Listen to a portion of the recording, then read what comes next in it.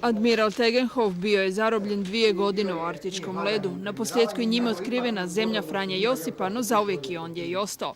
Maketa broda kojim su u 19. stoljeću plovili hrabri hrvatski pomorci u prvoj austro-ugarskoj arktičkoj ekspediciji, osvojio je prvo mjesto na ovogodišnjem natjecanju.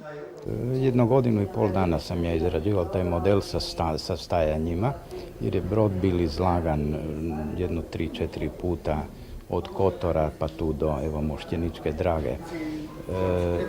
Naporno nije bilo je zabavno taj brod zapravo delati.